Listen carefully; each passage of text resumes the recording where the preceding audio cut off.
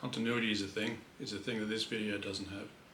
This thing that I'm recording or saying right now, this was recorded, I gotta really think to get this right, this was recorded after what's to come, which is the actual unboxing of the video, but before the recording of the sound samples that also happens after the unboxing. Just wanted to mention that in case someone's watching this thinking, did I miss something? You didn't. I'm still new at this. Apologies. Let's get into it.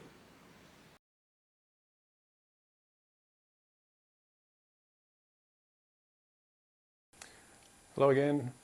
Welcome back to, I don't know, video 2 in a 2-part series, maybe. Anyway, I did a video that was yesterday my time. I'm not sure about the time difference it's going to be between uploading the videos for me, but if you didn't see it, I unboxed a Fender Squier contemporary Telecaster. Link I will put there, I think. This was the second guitar that I had delivered in the same purchase. Smaller box, smaller guitar, therefore this needs to be a smaller video. So let's get straight into the dangerous part of unboxing a guitar. This one doesn't have as many wine labels as the other one had. I expect it's going to have the same amount of wine that the other guitar box had, which is none. But as with the Squier contemporary Telecaster, this one came delivered in an unscathed box. So hopefully the guitar inside is also unscathed. Although this one is different because this one's not a box within a box. So this one is still a nicely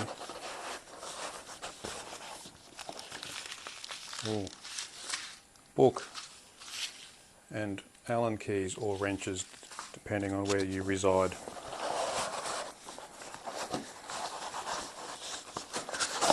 Let me take that neck support out and then see if I can. There we go. I don't believe there's anything else in the box itself. We have nice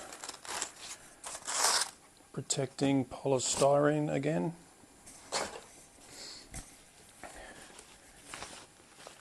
And a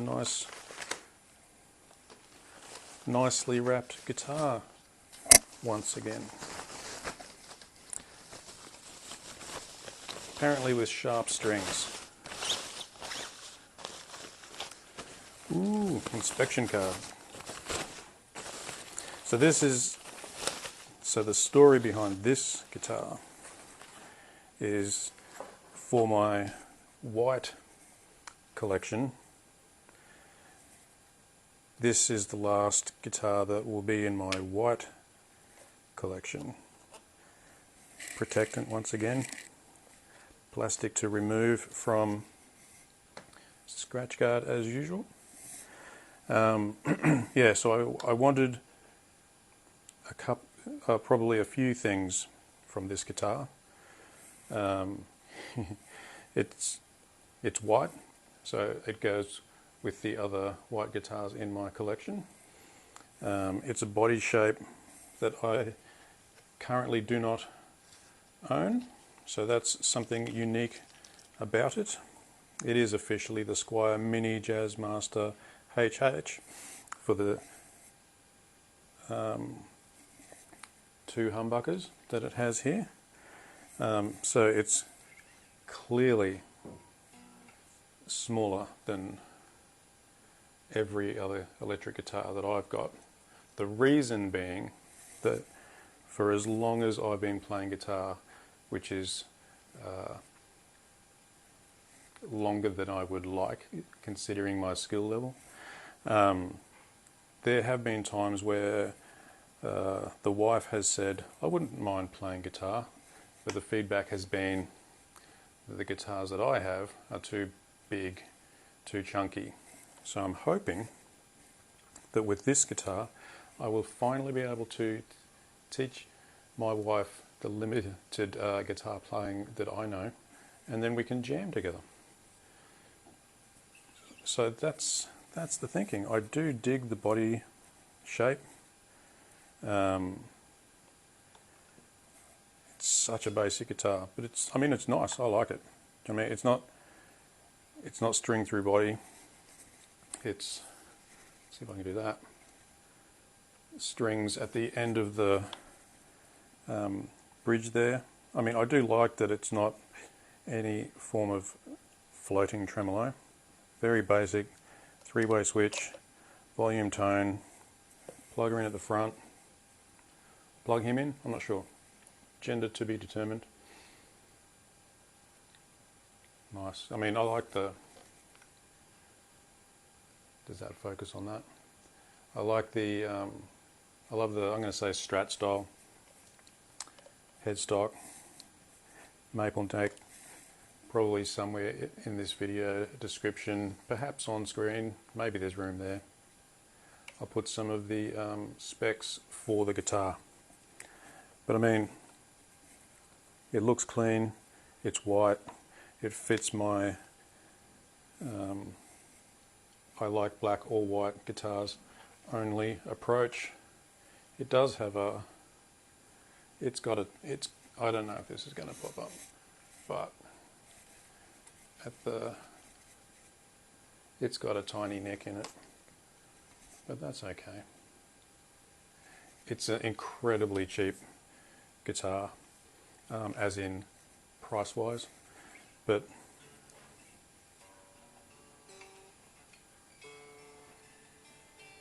not tuned, but close. So I guess what I'll have to do, I'll make a edit at some stage where I'll throw in some maybe some close-up shots of the guitar, and then I'll show you and let you hear what this sounds like when it's plugged into the DAW, and I'll run it through some VST plugins and what have you, because I still haven't mastered miking amps into the mixer, into everything to get sounds. But we'll get there. But we'll get some sounds out of this, and we'll hopefully try some bridge, neck, clean, distorted, mostly distorted sounds, and see what this thing can do. There you have it. I like it.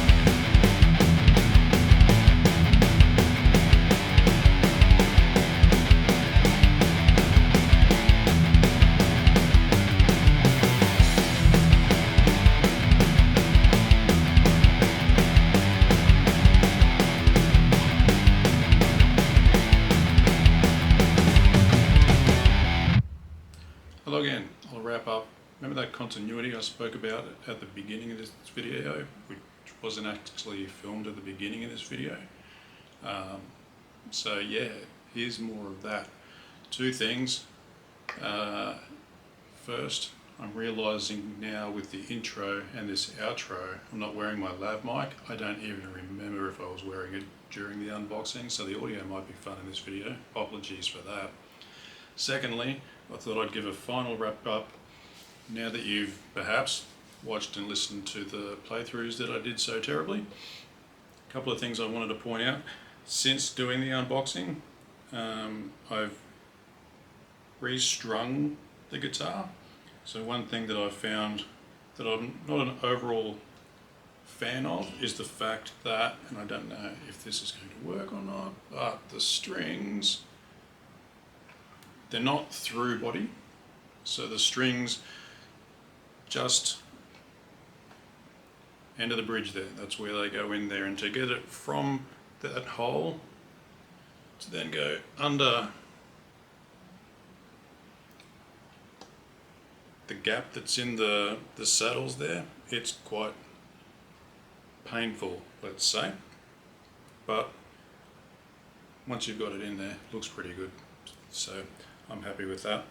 Another thing that I've noticed that you may have noticed through the quality of my playthrough is that the shorter neck I do struggle with, so luckily, as I mentioned earlier, the intent of this guitar was to have a smaller guitar so that I can play some guitar with my wife, should she ever once again say, I'd like you to show me how to play guitar on something that's smaller. Another thing that I've noticed is that down, and I may have to upload a photo, I don't know if this will work, but on the 15th fret, let's see if I can get light on this. You may not be able to see it, but there's like a, I'm going to call it a glue glob, official phrase I'm sure, a bit of glue that's just, I assume from when the fretboard was glued to the neck, that's somehow run onto the fretboard. I haven't seen that on any other guitar that I've ever had, but I'm sure that I will be able to file that flat, or perhaps just play the heck out of the 15th fret and wear it down, who knows. And the last thing that I've noticed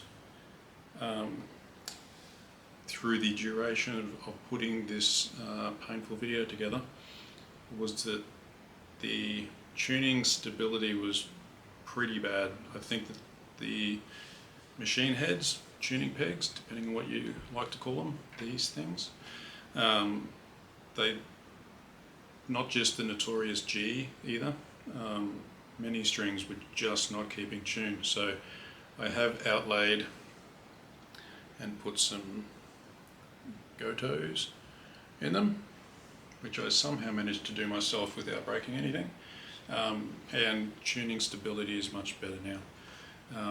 Fun fact, I think that these machine heads probably about the third of the cost of the entire guitar that I purchased new, so I don't see myself doing any other enhancements on this. Yeah, for what it is and for what its intended purpose was, I like it. I think it sounds okay when you record it. I did do one of those Sunday with Ola things using this guitar earlier this week when I recorded this. I'll do that linking card thing around there. Previously I've been pointing up here and then I'm pointing out of screen, doesn't help, so maybe around there, put a card. Anyway, if you've made it this far, thank you. If you'd like to see more of this awkward content, do that, like, subscribe, share, tell your friends, send someone a postcard, not really sure. But thanks again. Next time.